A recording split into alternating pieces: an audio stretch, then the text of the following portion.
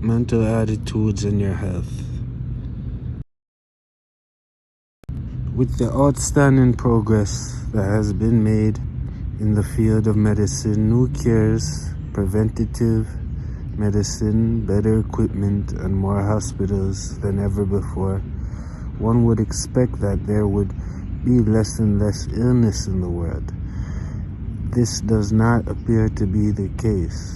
Today, hospitals are overcrowded, and unless the case is an emergency, there is a long waiting list for accommodations. In addition, hospital atmosphere in some cases does not appear to be conducive to healing, despite all modern technology. It is true that the recovery of some patients can be assured through their faith in this technology and the qualified training of the staff. However, because type and extent of the ailment must be determined before treatment can be prescribed, the overall trend of thought in the whole establishment is illness and degrees of illness. We believe that people in general are influenced by the thought energy of others, and that a large percent are quite sensitive and therefore very susceptible to this influence. The testing, probing, x-raying, and the sometimes assembly line-like procedure to determine the nature of the problem and the form of treatment is apparently overlooking a basis, essential factor in healing. This is the mental attitude. What use is it to treat the symptom and ignore the cause? In such cases, the effect of the treatment may be only temporary, and the same thing will recur in the same place or in some other part of the body. Do you ever wonder why a certain treatment is successful in curing one patient while the same treatment is quite ineffective with another, when the disease is the same? Why do some people die from a relatively minor illness while others with serious diseases, even diagnosed as terminal, will live on for years? The power within a man to regulate his own body's defense mechanisms has been almost totally ignored by practitioners of orthodox medicine. Man is comprised of physical, mental, and spiritual bodies. We believe this to be the meaning of the Trinity, or God in three persons. And any change, good or bad, which affects one aspect will affect the whole. All diseases of the physical body have a mental counterpart which should also be treated in order to affect a permanent cure. We believe that all illness is psychosomatic. We do not mean that people intentionally make themselves ill, but that they do so because of their ignorance of universal law. In the case of contagious diseases, the outside environment is a contributing factor, but only when we make ourselves vulnerable by weakening our defenses by wrong thinking. Degenerative diseases are wholly under our control, the cause and the cure. A doctor can treat a physical disease, but whether the treatment succeeds or fails appears to depend upon the patient's mental attitude. If the person has faith in the doctor and the treatment, then he starts to think health and recovery is almost a certainty. But if the patient has a negative attitude, there can be little hope. Recently, we have been hearing more and more about holistic medicine, or treating all aspects of man, the physical, mental, and spiritual body as one. Quite a number of doctors are aware of the value and are practicing this. Dr. Lawrence Lashan, psychologist is one. He had an article published in McCall's magazine, April 1975, called The cures doctors can't explain, in which he describes many cures which are not understood from a scientific viewpoint. He and his wife have written a great deal on causes and cures of ailments, both physical and mental. For at least 10 years, he had been working in and investigating the controversial field of psychic healing. In his opinion, the mind has potential far beyond our everyday use, and self-healing is a major factor in most cures. Another practitioner is Dr. Carl Simonton, formerly chief of radiation therapy at Travis Air Force Base in California.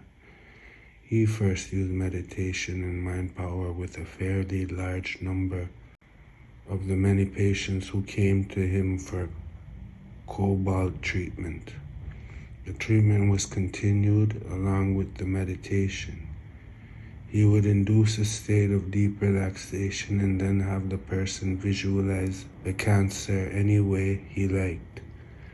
Then mentally picture a myriad of tiny rays of energy coming down and attacking the diseased cells, causing them to become inactive. He then instructed them to see a vast army of white cells, the body's main defense against disease, swarming over the troubled area, carrying off all the lifeless problem cells and expelling them from the system. This was done twice daily. Excellent results were reported with those who believed it would work. But for those who were doubtful, there was no detectable difference with meditation. Dr. Simonton believes that health is influenced by mental attitude and that it is possible to achieve some cures with no treatment other than positive suggestion while in a meditative state. The knowledge and practice of this type of healing is not new. In fact, it has been in evidence in all time periods. Astonishing cures have been reported from all over the world in places like the Grotto at Lourdes in France and St. Anne's de Beauport in Canada. Christian scientists and the Mormons often produce cures by the laying on of hands. The Church of Religious Science and Unity also do healing with power of mind. For hundreds of years, Hindu yogis and Muslim holy men have been healing. It is not reasonable to believe that all these miracle cures in all parts of the world and by believers in many different faiths and periods must have a common basic factor. And should it not be obvious that this factor must be in man himself? It is reasonable then to believe that the person with the disease is the one who actually affects the cure. Illness, the energy stealer. Illness and energy. You can't have both. If you happen to catch a cold, think back 10 days and see if you can recall being overtired or upset, or perhaps you became extremely angry. Burning energy with these negative emotions leaves the body's natural defenses weakened. It takes 10 days for the cold to manifest after first contact with the germ. Another reason why we get colds or other illnesses is because we program our system for them by feeding the suggestions to the subconscious mind and believing it to be true. We often hear people say that they always have a cold at certain times of the year, or when they go to certain places or do certain things. Of course they do, because they have ordered it by believing it. Do you not wonder why you get a cold at one time and not at other times, when the germs are always in the air? Remember that the subconscious does not distinguish between good and bad, just carries out orders. We know a woman who says she gets a cold every time she rides a plane, and she proves it by allowing it to happen. Another person suffers from stomach ulcers twice a year. He claims that his doctor told him a number of years ago that this would be the case. So every spring and fall he suffers considerably for a few weeks, while the rest of the year he feels quite well. Why should this be the case when there is no apparent change in his situation at work or at home? His faith has made it so. It has been scientifically estimated that this machine we call our body has been designed to last 150 years when properly cared for. We apparently work towards finishing it off in a little more than half that time. One reason in the Western world could be that we have been led to believe that the lifespan of man is 70 years and 10. So our thinking is geared for that time of decline and demise. Another reason could be our misuse or waste of life energy. Illness is a powerful energy burner. Think of how weak you feel after you have been sick for a few days. If you are confined to your bed as a result of an illness for any length of time, you often need assistance just to stand. When we suffer from any disease, the body's natural defense and healing mechanism must work overtime, strenuously, in order to correct this malfunction. This drains energy from the rest of the system. All extreme emotions are attacks on the energy supply.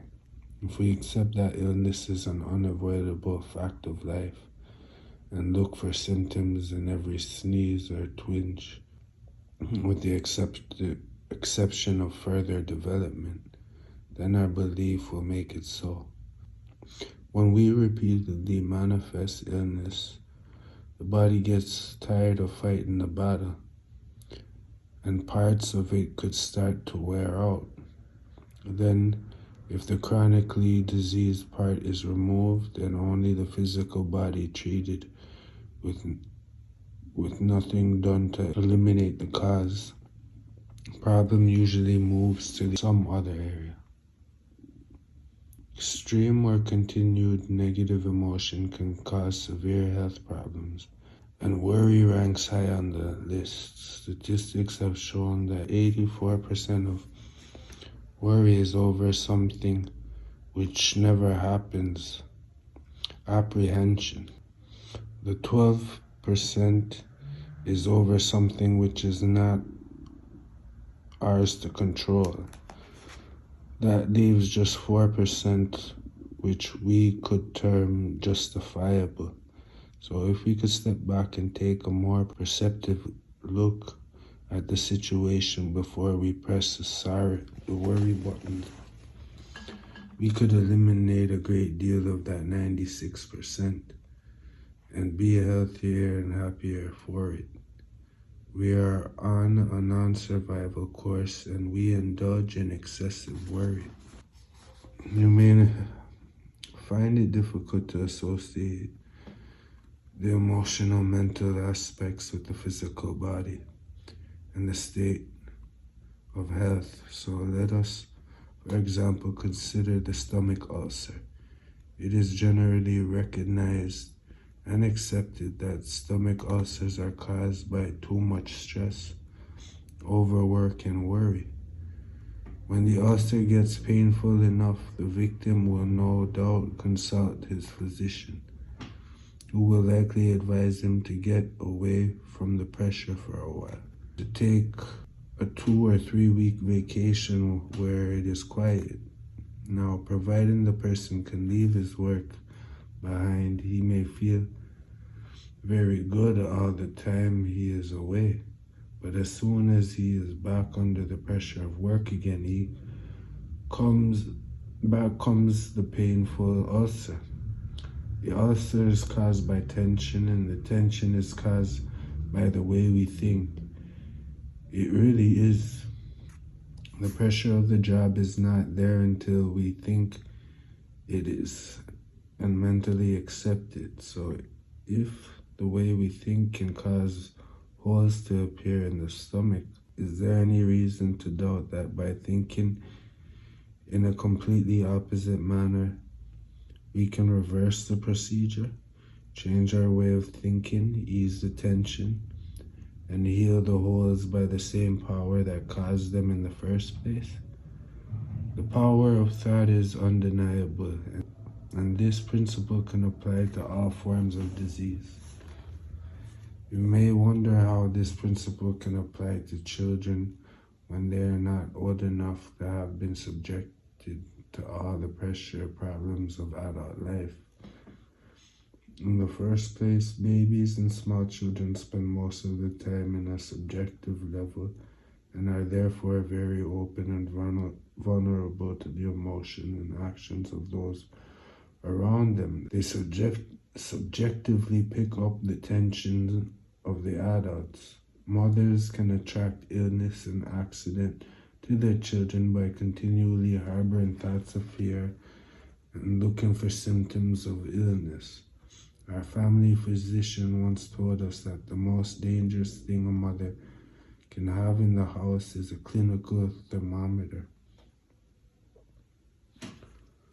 Also, children experience the innate emotion of fear and anger. However, they can usually release the built-up energy from these emotions by crying, screaming, or yelling, but not always.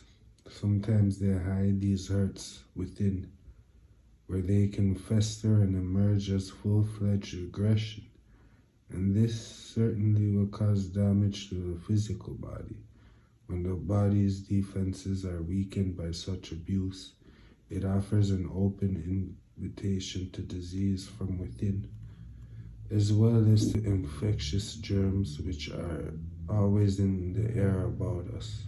Children are also subject to subliminal input and are possibly to a greater degree than are adults in looking for the cause of asthma in children of any age.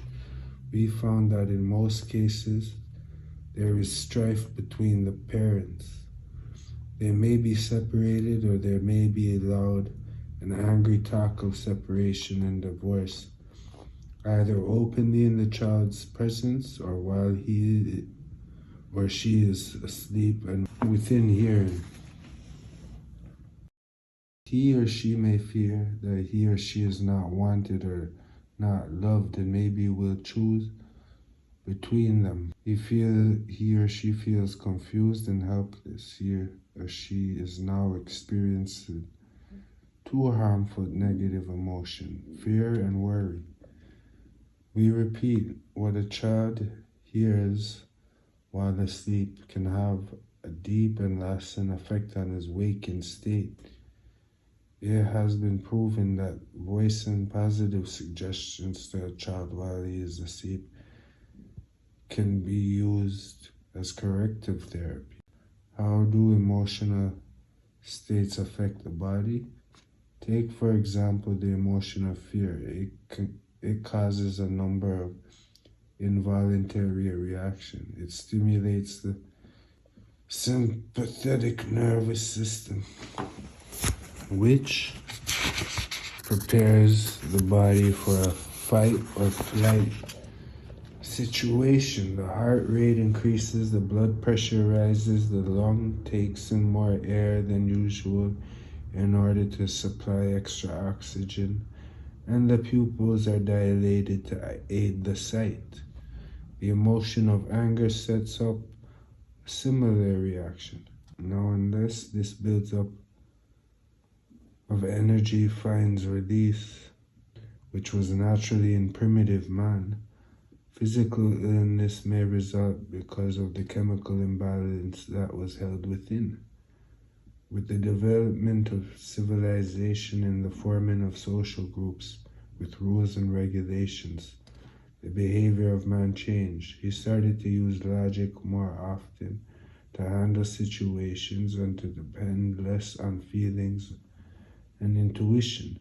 He trained himself to control the outward manifestation of his emotions, but the inner biochemical response still works and must find release somewhere, somehow.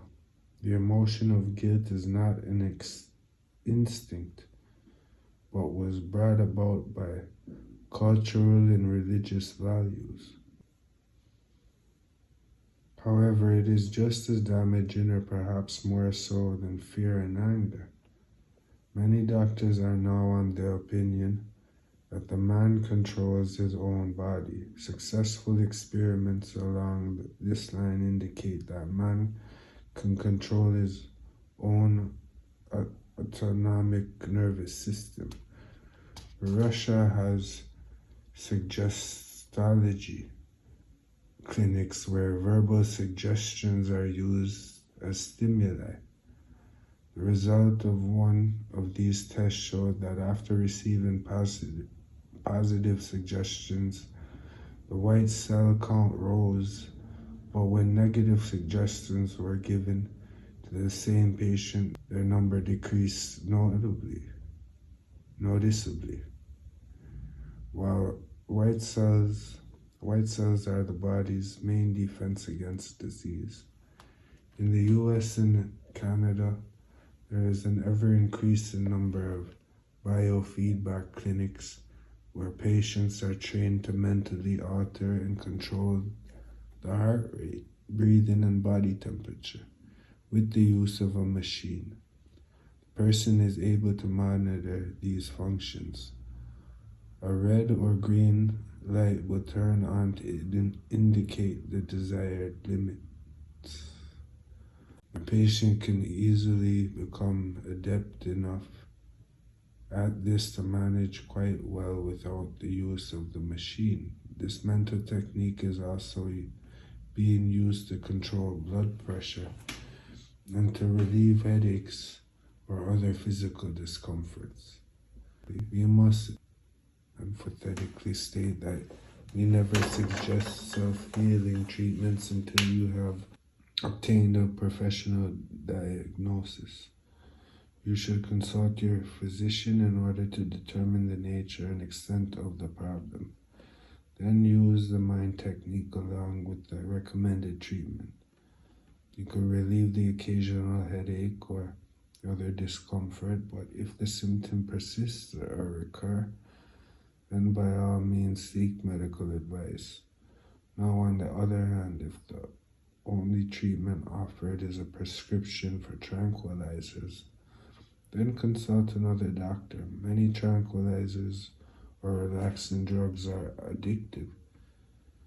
If a physical ailment can be treated by tranquilizers, then it can be cured by meditation and mind control. The amount of this type of drug now being prescribed is shocking.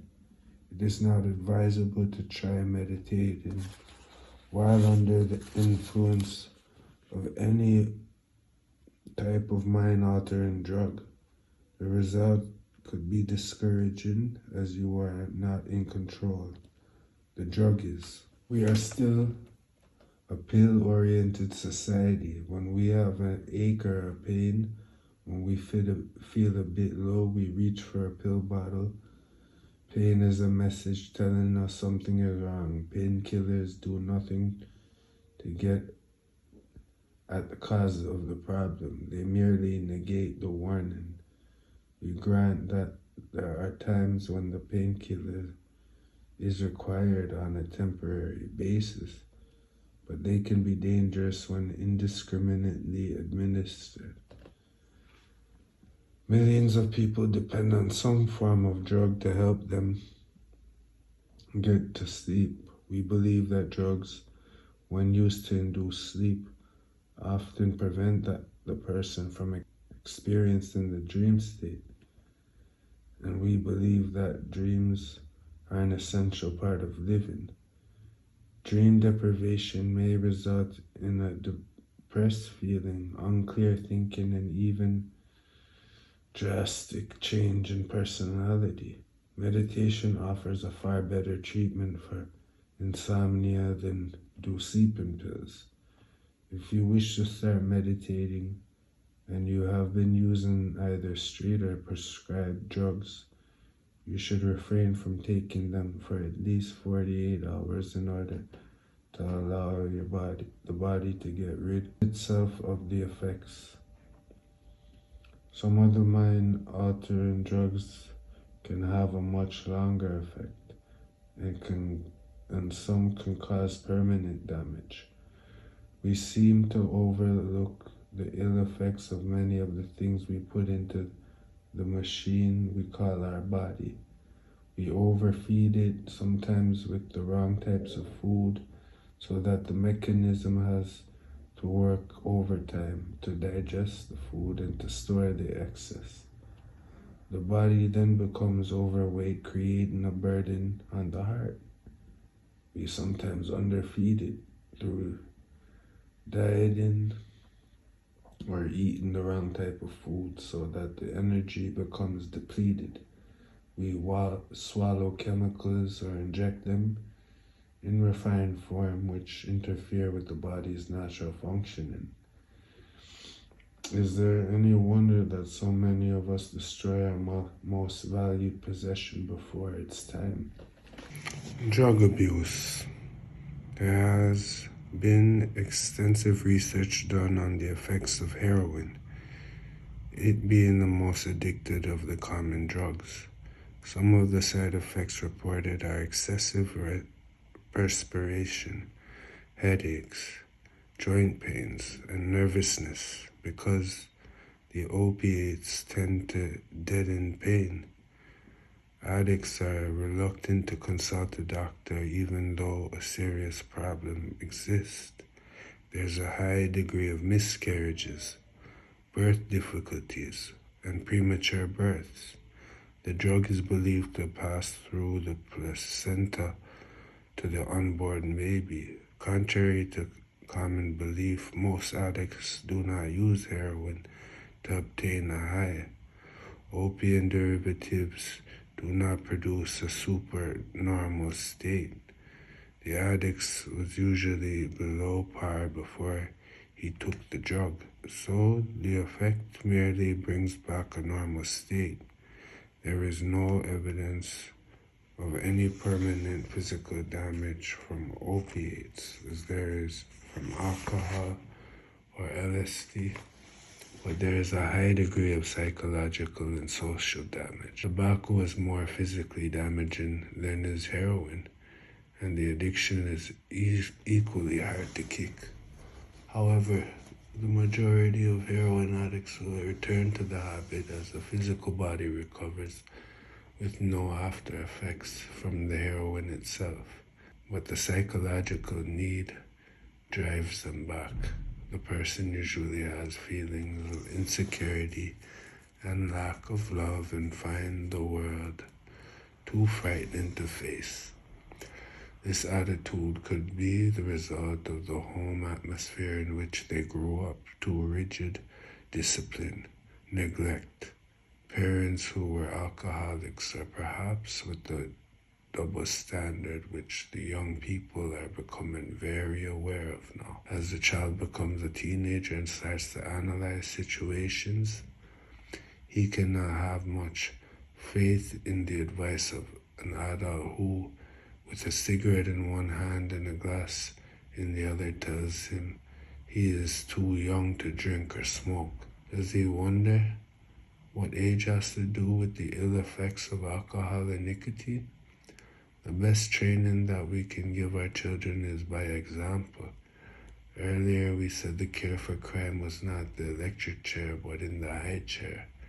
We believe that there also lies the prevention of drug addiction. We believe that some part of mind awareness and positive thinking courses should be taught in public schools, starting with kindergarten. In doing so, it may be possible to counteract the negative input before it becomes too deeply entrenched in the subconscious. With the present system, we wait until the child becomes delinquent and then incarcerate him in some type of institution for the purpose of reform and rehabilitation.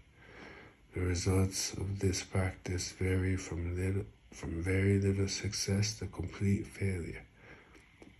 In rare cases, he can be improved, but more often it sets up a situation of resentment and a desire for retaliation.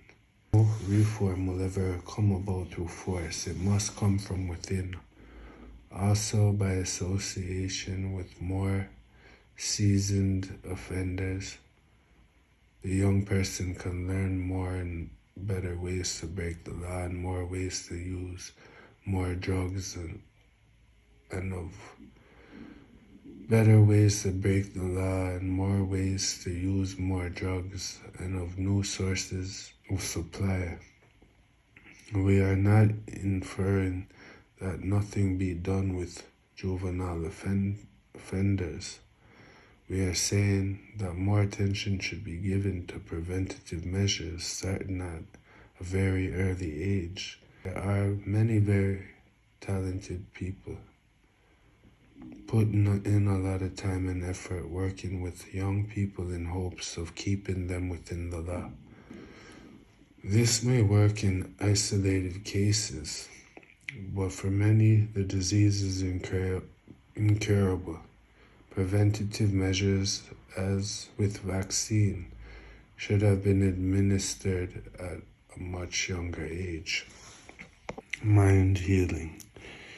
In doing mind healing, we first become relaxed physically and mentally in order to attain a more sensitive level of awareness. As far as we have been able to ascertain, every healer, without expectation, moves into a deeper level of consciousness when doing a healing treatment.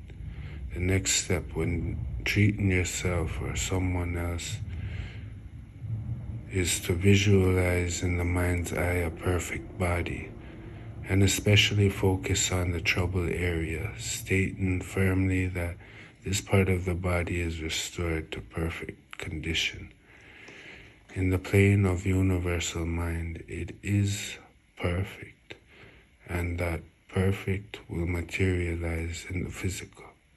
You can repeat the treatment whenever it is required or desired.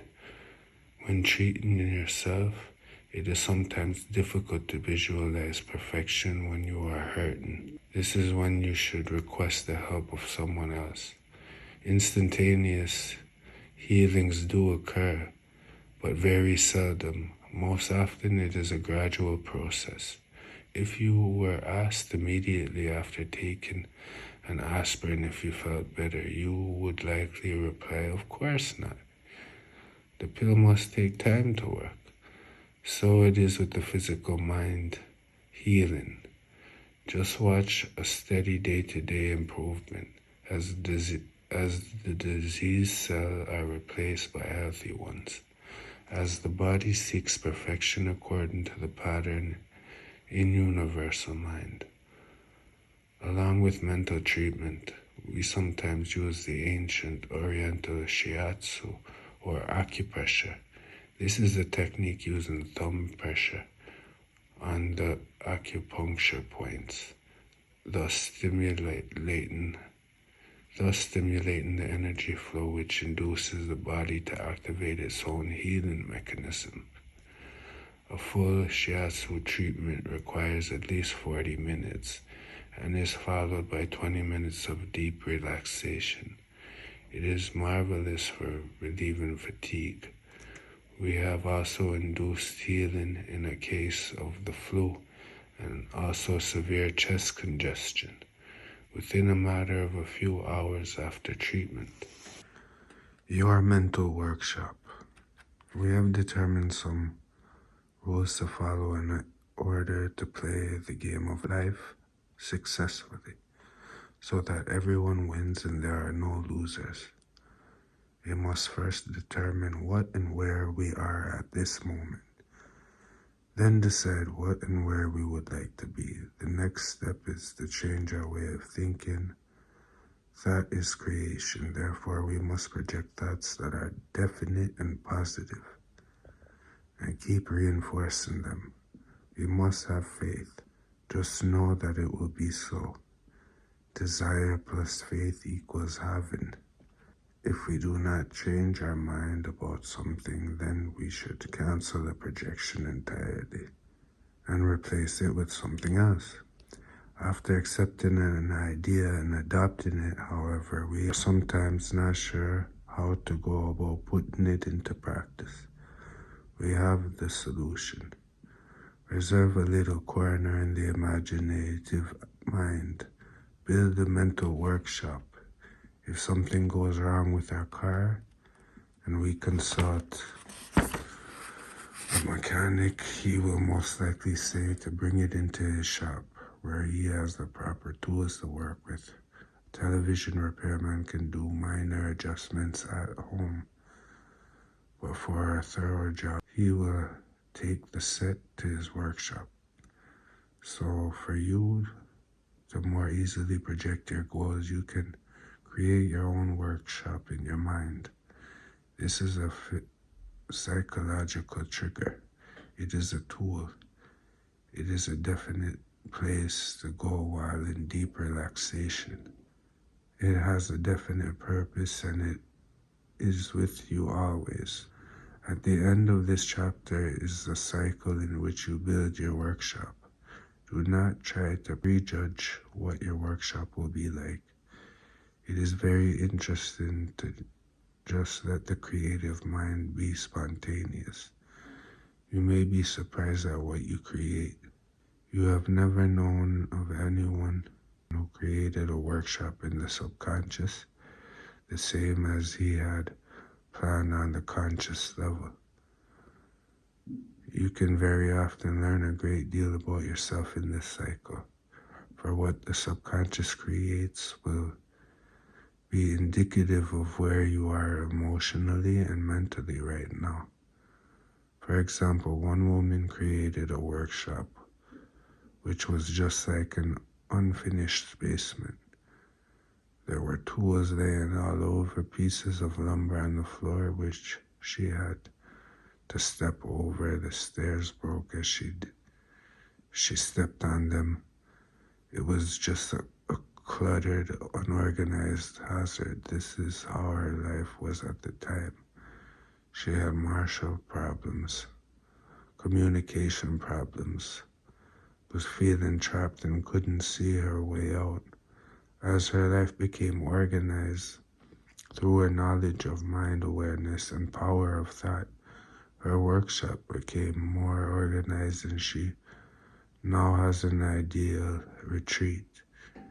In another case, a man created his workshop and then put a padlock on the door so that no one else could enter. He had been very badly hurt as a child, made to feel unwanted and that he was a burden on the parents. So he learned to conceal all his feelings, never letting the world know how badly he felt. He had been given no love as a child, so as an adult he was afraid to show any affection. He was a very lonely man, just wearing a mask of confidence. The physical manifestation of this wrong thinking was a chronic nose and throat problem. He accepted the fact that he has complete control of his own life and has learned to control his fears. He can now accept love and give it. He has no more problems with the nose and throat and is living quite happily with his wife and family. So there is a great deal to be learned about yourself, by what you create in the subconscious level. Your workshop can be any shape, any style, any place that your subconscious chooses. All material is free, so be as extravagant or as thrifty as you like. It may be with or without windows, with or without carpet. It may be on the top of a mountain, in a valley, underground, or on another planet. It is your creation and it is unique. You should include a comfortable chair to sit in as you will be there often. You can add more chairs in case you wish to bring someone else in. Also, move your screen of the mind in and place it some distance in front of you so that you can sit in your chair comfortably to project your mental pictures. You can add to or change it at any time that you go there in the future. One thing we must stress, this workshop is to work in, solve problems, do healings, or any other positive active work. It must never be used as a hideaway or a cop-out. Build in your mental workshop. I'll be reading this slow as with the other exercises. Find a comfortable position with your spine straight, your hands held loosely in your laps, palms up and the index finger and your thumbs touching. Now take a long deep breath, and as you slowly exhale, close your eyes. Now breathe normally and concentrate on your breathing for a few moments.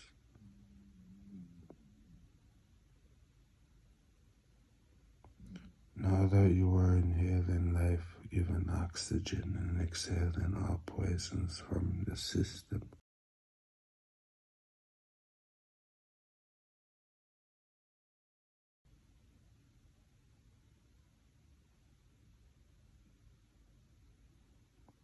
let's concentrate on that breath. And now bring your mind to your rainbow. See it clearly all across the sky, wide and brilliant and sparkling. Now take in just the red. Feel the relaxation flowing down your body like a wave from the top of your head right down to the tip of your toes. Completely and totally relax. All tension is drained from the tips of your fingers and the ends of your toes. Now just say to yourself, relax, relax. Now let the red go and bring in the color orange. Feel all the emotions come under control and relax, relax. Now let the orange and relax.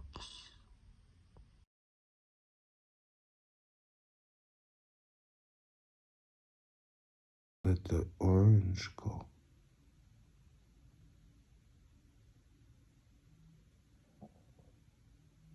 And let the yellow appear.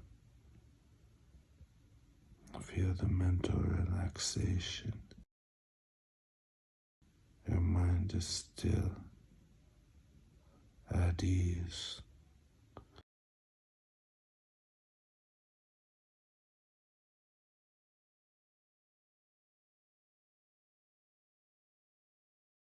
So let the yellow go now. And bring in the green.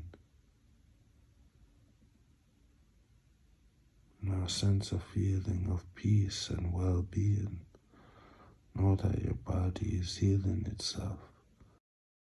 All cells are vibrating in tune with the universe.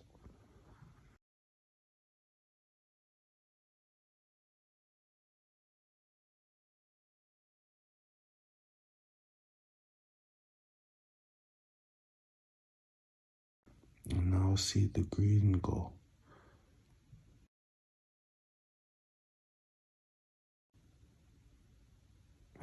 merge it into the blue. Feel love permeating your entire being and flowing out to those around you.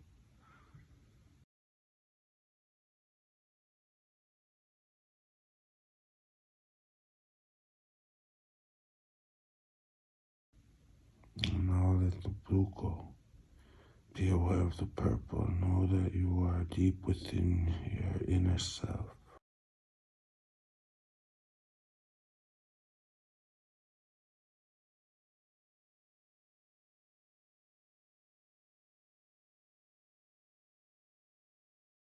The purple leaves now, and you are aware of only the violet. See it completely surround you. You now feel totally at peace and secure. Now you mentally place yourself within your passive scene from nature and relax there with peace and tranquility for a few moments.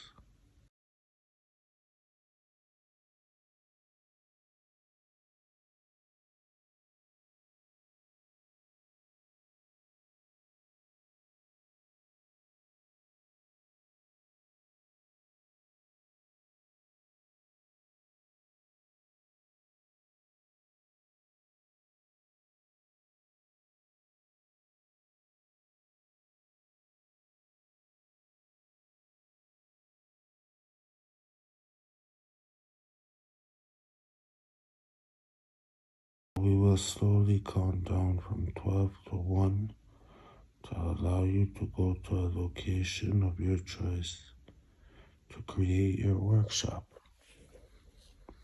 With each number, feel yourself becoming more relaxed and peaceful. 12, 11,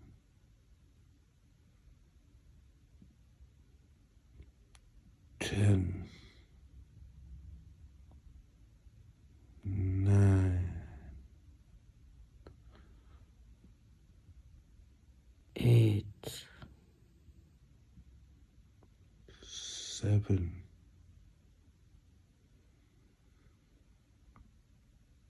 6,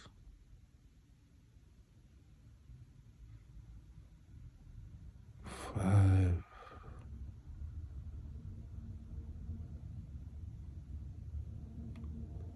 4,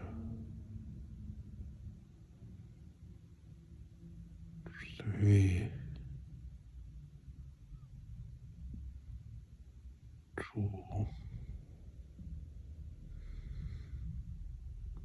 1. You have now found a location and are ready to create your workshop. So start with the floor, the walls, the ceiling. All material is readily available. Add windows if you desire and decorate it in any style and color that you choose. Include the lights, drapery, carpet, or whatever you feel comfortable with. Remember to have a comfortable chair as you will be thereafter. Add chairs for other people if you want to, but most important, your screen of the mind. Place it in a convenient position for you to use while sitting in your chair. Take a few moments now to do all this.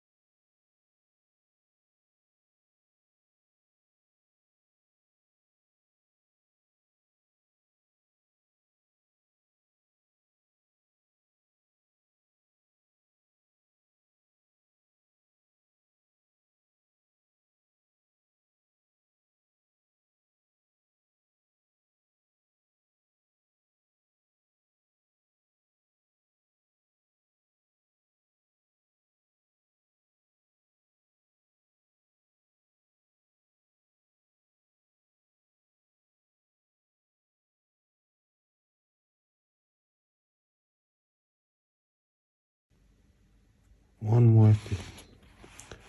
Just step outside your door and note a very brilliant white light has been added just above the door. It automatically goes on anytime you enter or leave your workshop. Feel the warmth of the white light now shining on you from above.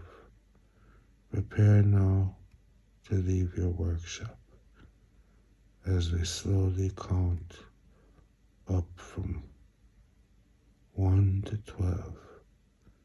Retrace your steps until you are back in your passive scene.